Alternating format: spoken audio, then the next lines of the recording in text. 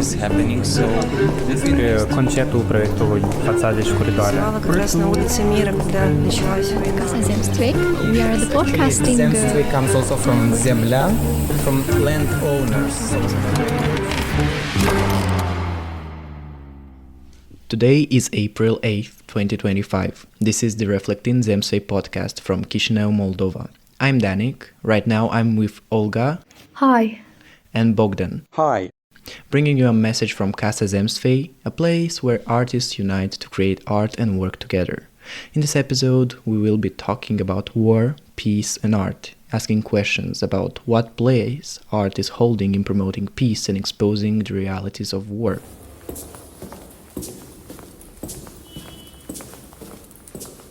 We just experienced Front, an exhibition of photography in space at Casa Zemstvei. It's a collection of photographs depicting war by Larisa Kalik and Vadim Girda. We invited Mihail Calarașan, a local documentary photographer, to tell us more about photography as a means of highlighting sensitive issues. First of all, let's talk about your area of expertise. I want to ask you how photography helps to portray a particular perspective. Наверное, было бы правильнее определиться сразу то, что фотография... It would be true to say that photography is not objective. It is always subjective and depends on the position of the author. Objectively, photography is documentary, but it doesn't always work.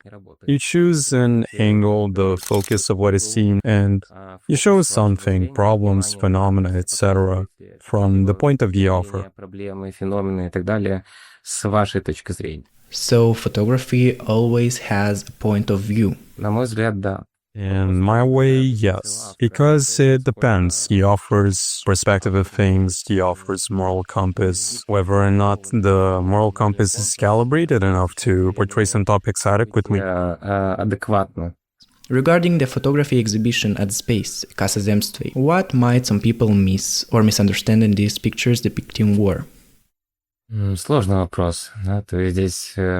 A difficult question. Fortunately, we have the biographies of two of our authors in the hallway, and based on them, we can draw conclusions about why we see certain photographs on these walls. Vadim Girda is a professional photographer working with the agency. For him, the war in Ukraine is not the first war. He has been working in this field for 30 years, if not more. And naturally, when you work on the same topic for as long as possible, or more or less on the same topic, this leads to blurring of the eye, and well, perhaps to some patterns of displaying what you see.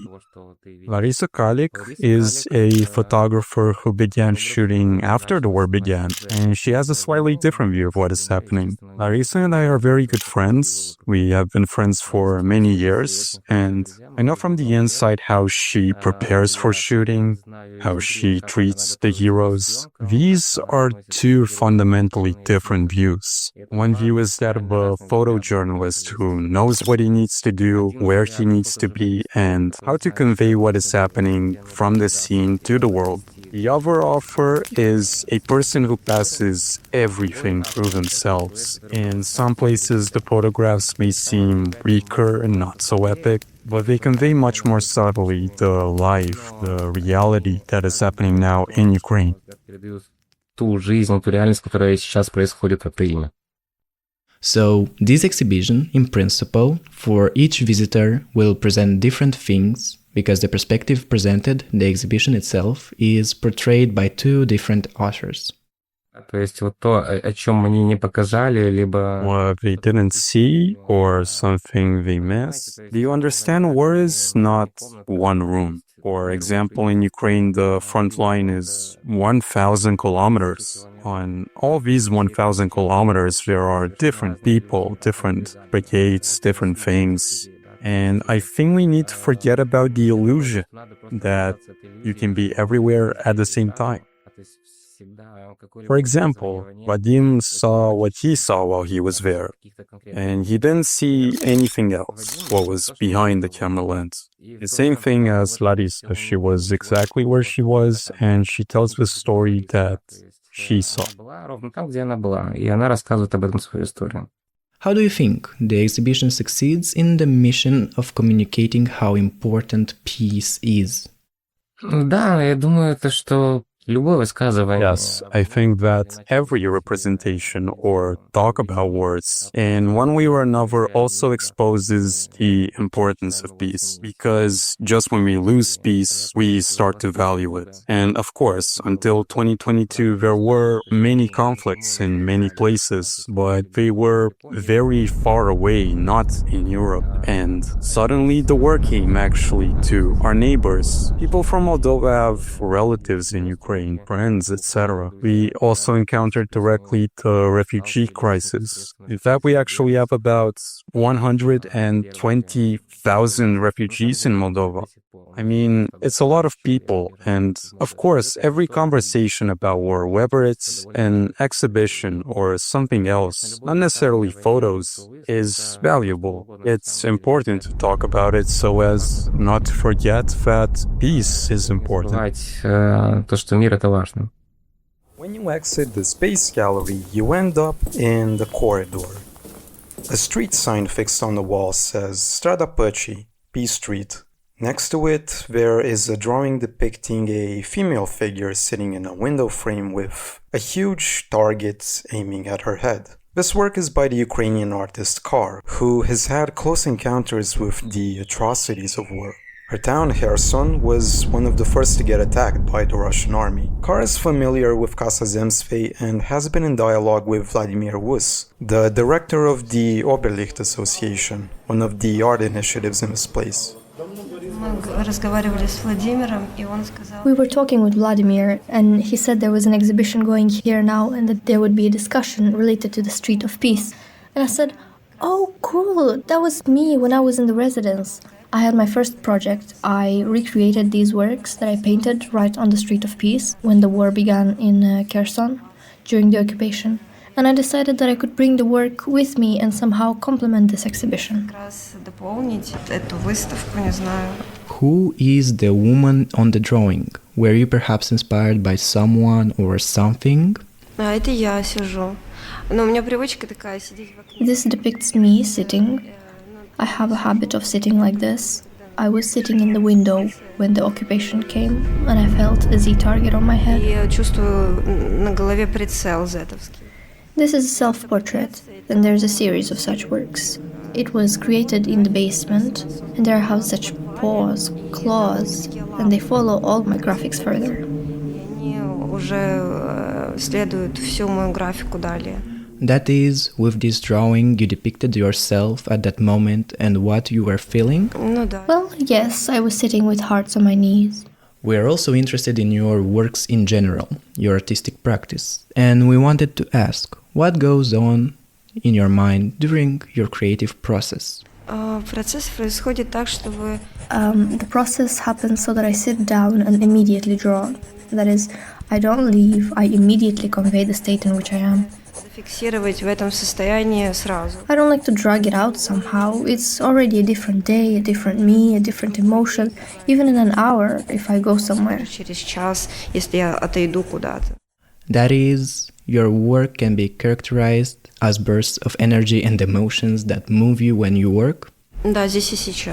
Yes, here and now. Your work really speaks to me. Thank you very much for answering these questions. Our last question is about the place where we are now, Casa Zemstvei. What does it mean to you? Oh, this is so touching. In fact, for me this residence was the first when I left the occupation. And for me, Chisinau, I'm returning here, and especially to Oberliht, the residence, the Zemstvei. It's like a second house. It's so cozy in here. I love everyone. I really agree with your opinion. I've liked this place since the very first day I've walked in. Maybe there is something you would like to add for the listeners?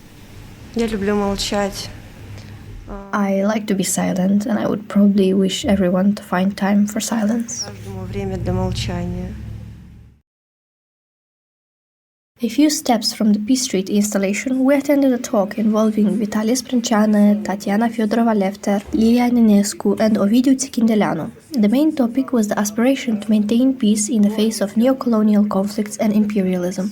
After the discussion, we had the pleasure to speak with Vitalie Sprînceană. He is a sociologist, activist, and journalist.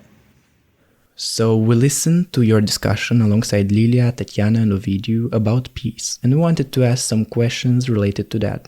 Since today's activity of ours is heavily revolving around peace, and since Lilia mentioned that there isn't one particular definition of peace, and every person has their own opinion on that, what does peace mean for you? Well, I agree with what Lilia said, of course, in the sense that I think peace not only doesn't have a single definition, but it cannot have a single definition because it's a process. It's not something that has stopped. It's not just the absence of the war, but it's a constant process.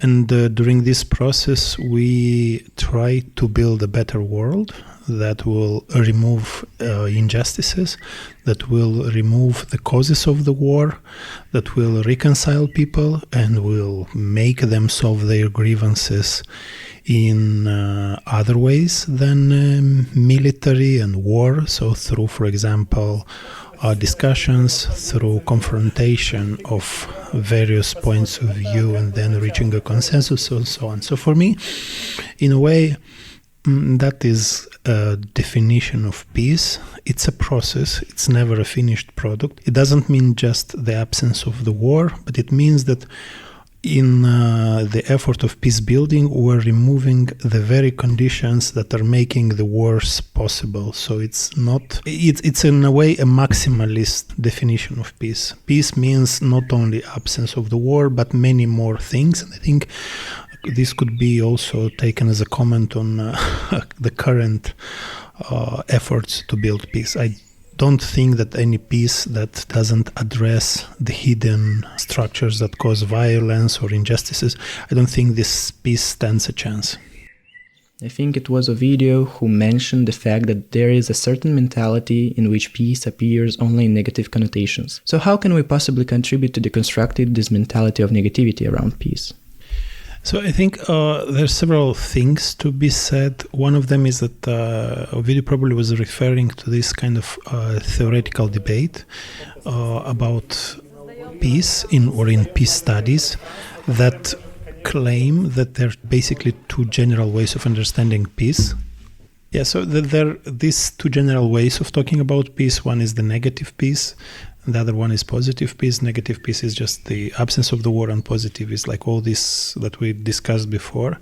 But there is also, as you said, like there is in a way this, I wouldn't say negativity, but this devaluation of peace. Peace is not being valued until it disappears. Until there is no more peace, we start to value peace. And I'm seeing that a lot. And I think to return to your question, what is needed is not only to fight against this negativity, but also to understand and to promote this understanding constantly that peace is a very difficult and constant effort. So it's not only when there is like war we have to understand the value of peace. The most important thing probably will be during the peacetime to understand the value of peace and to do everything so that the war will not be possible.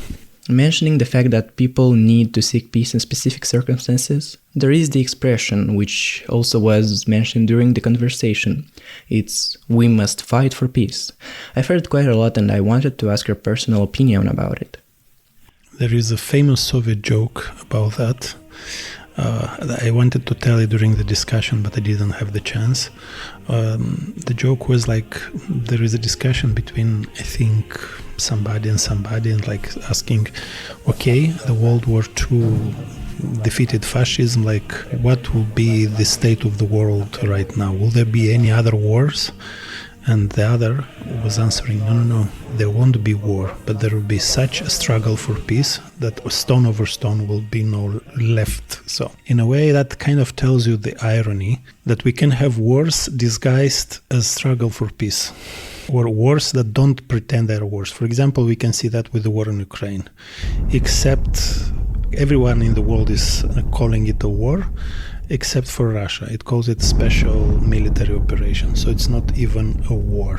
So in this way, like there is a lot of connotation. Sometimes it's just like calling names. We really should understand that sometimes this struggle for peace can be just a war that doesn't want to be recognized as a war. On the other hand, I think it conveys a very important message that peace is not something to be taken for granted. It's a constant process. Sometimes you have to struggle, you have to combat injustices to achieve peace. So in this sense, it's although funny as it sounds, and it sounds like an oxymoron, because it's struggle or fight for peace. Fight is fight, and peace we think as of the absence of the peace. But I think it's a very important and deep meaning that it conveys, and this is the one that we have every day to struggle for peace.